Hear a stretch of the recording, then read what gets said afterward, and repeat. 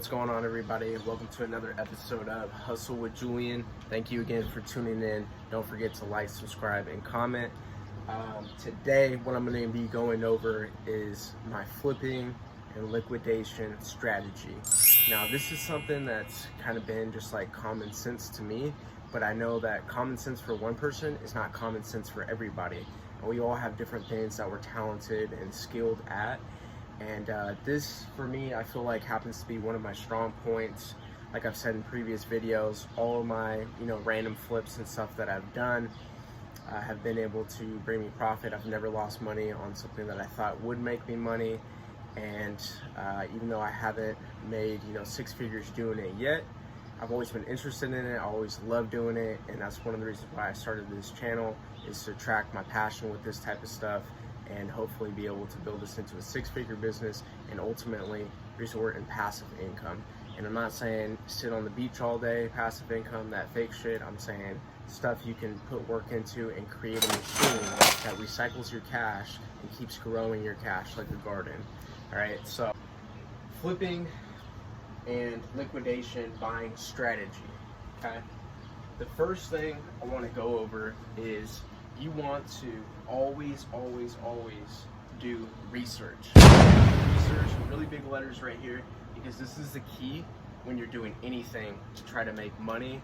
Whether it's buying real estate, whether it's flipping cars, whether it's buying liquidation, no matter what it is, you want to be familiar with your field.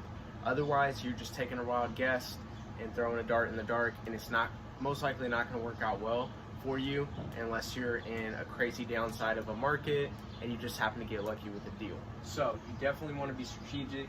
You definitely want to do your research. Now, I'm going to kind of break down for you guys, if you don't know this already, what I mean when I say research, okay?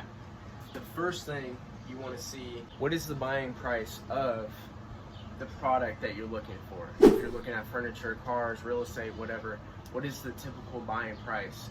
Some markets, it may fluctuate, like real estate. You're never going to have, a cookie cutter house that's going to be the exact same every time. It's going to fluctuate, right? But you should know around a ballpark for a 2-bedroom, 2-bath, right? Or something like that. So you need to find your buying price. Now, first, I would say you can look up YouTube videos like you're doing right now. Look up YouTube videos, see if there's other people out there who have done it, whether it's appliance liquidation, whatever, cars, whatever. Look at a couple YouTube videos, see what they say, see what their experience is. Hopefully, if they're good YouTubers, they'll break down the percentages, what they buy for and what they sell for, their loss, and their market potential as well. So look up some YouTube videos, Google it. There's some good articles out there as well. I typically like to watch a lot of videos, but if I can't find enough information or I'm just feeding for more, I'm going to go to Google and I'm going to look for articles that people have wrote and hopefully, broke down the numbers of what I'm looking into to see what you can buy them for, okay, and where to buy these products or these things at. And the third thing I would say, which kind of relates back to my second point in research, is selling price. Now, you need to find out what the selling price is, and I have never personally gone off the best price. So if I see something that say sells for $300, but I'm looking at these other ones that have sold and I'm seeing $250, $250, $250, $230, $250, $220, I'm going to take probably the worst case scenario and say, you know what, I'm going to do 20 bucks under $200 and I'm going to say 200 bucks. So I know if I buy this at $100, I'm pretty much guaranteed to make at least $50 to $100 profit after. So to find the selling price, you want to do what's called finding comps. That's just short for comparisons. Okay, comparisons of what these products or things sell for. So if you're looking at an example for a product, let's say an iPhone, you can look up a sold listing on eBay.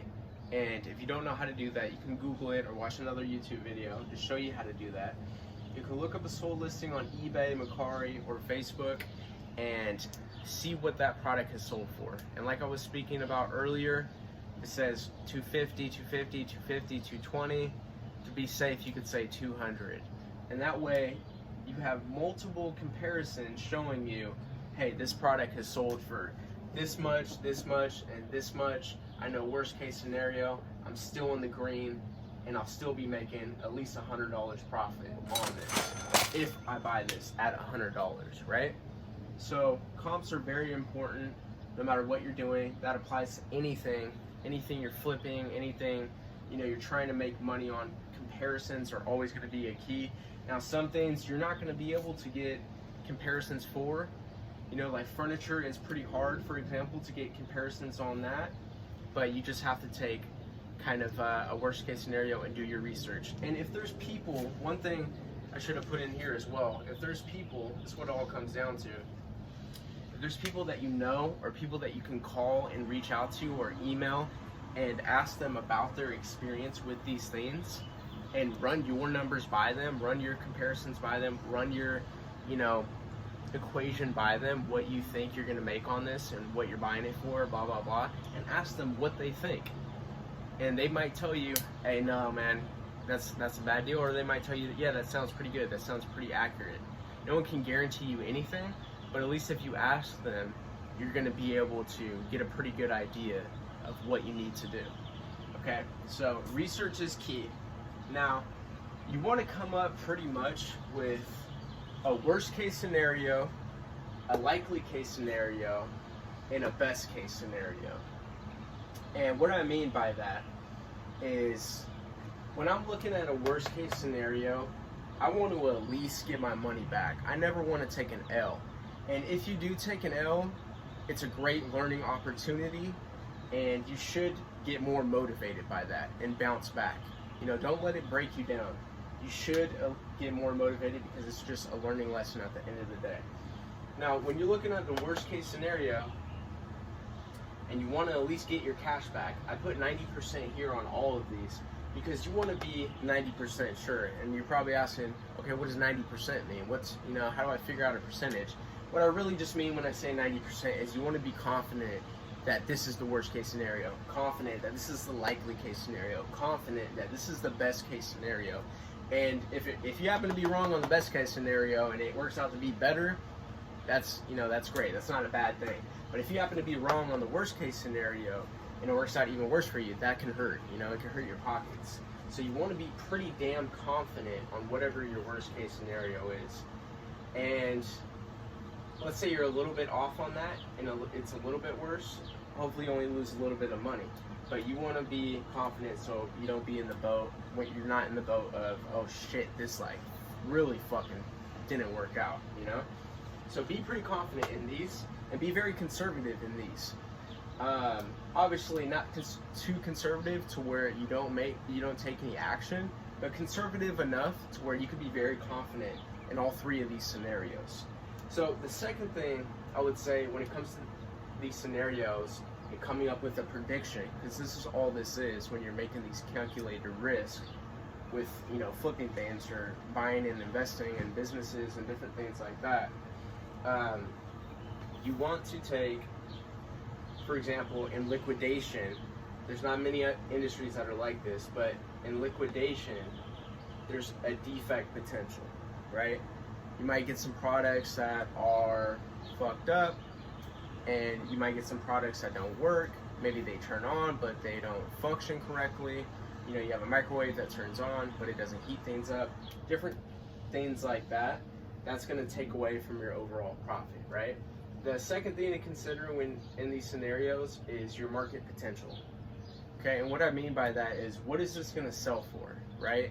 And its overall market potential. So let's say you have some products that don't sell. If you, on average, got a 30% return of the MSRP, and let's say the MSRP was $10,000, then you would at least have $3,000. And let's say you spent $3,000 on the load, then in this worst case scenario, you would have broke even, right? So those are the three main things. Be confident in your scenarios. Have a defect potential if it applies to your market. For something like, let's say if you're buying all brand new products from Alibaba, you're importing them, you shouldn't have to have a defect potential. Unless they're a shitty supplier, then you're gonna probably get some defects. But overall you shouldn't have a defect potential. But other industries, like let's say furniture or real estate, you may have a defect potential with different problems with those different products or assets.